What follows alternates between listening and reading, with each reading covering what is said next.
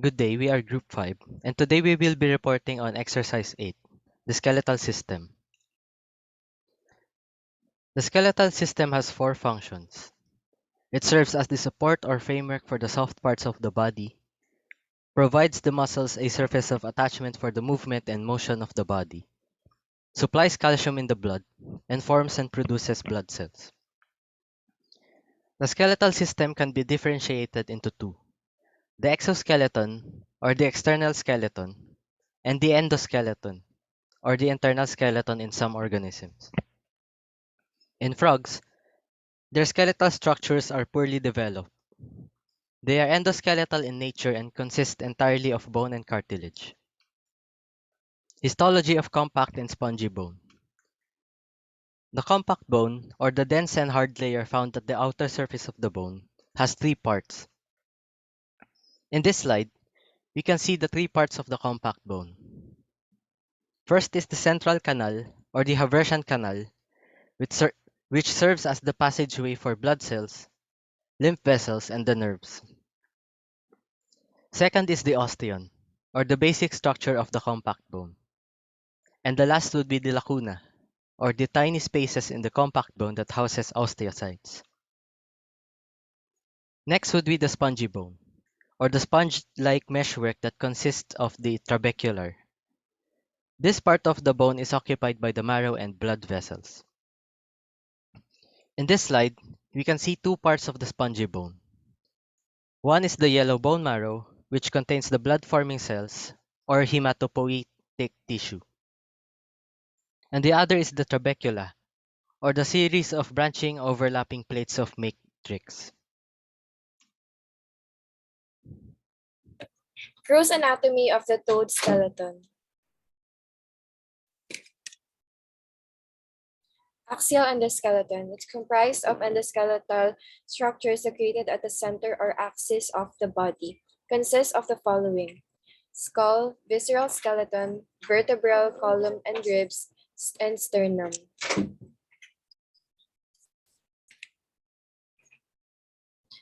Appendicular endoskeleton is comprised of endoskeletal structures located laterally or in the regions of extremities or appendages.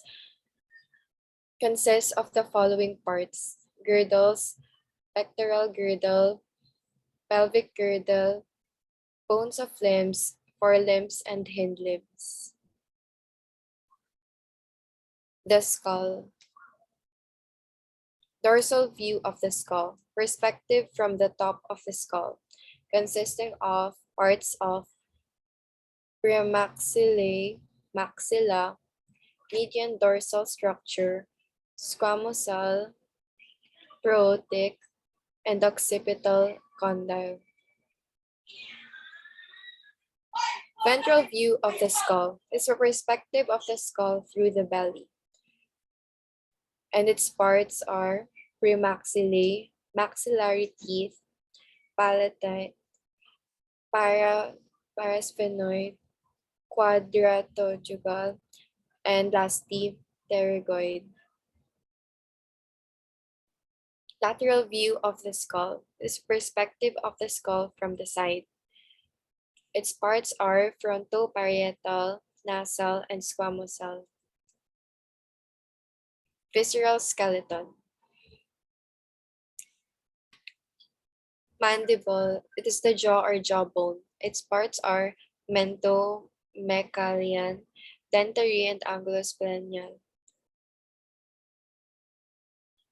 Hyoid apparatus. Its parts are alar process, body, posterior cornu, and thyroid process. This is a small U-shaped, horseshoe-shaped, or solitary bone situated in the midline of the neck, anteriorly at the base of the mandible, and posteriorly at the fourth cervical vertebra. Vertebral column and sternum. Vertebral column, also called spinal column, spine, or backbone in the vertebrate animals. The flexible column extending from neck to tail made of a series of bones, the vertebrae. Its parts are atlas, neural spine, sacral vertebrae, and urostyle. Pectoral girdle and sternum.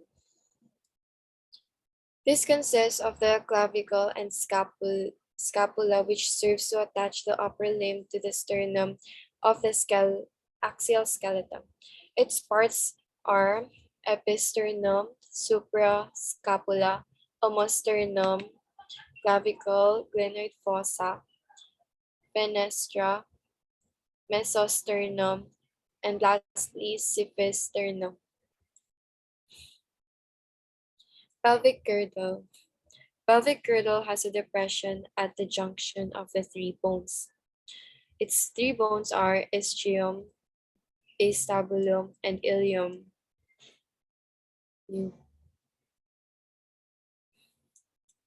Bones of the forelimb. This consists of humerus, radioulna, carpals, metacarpals, and digits. Bones of the hind limbs. This consists of astragalus or tibiale, femur, tibial fibula, calcaneum or fibulae, and lastly, metatarsals.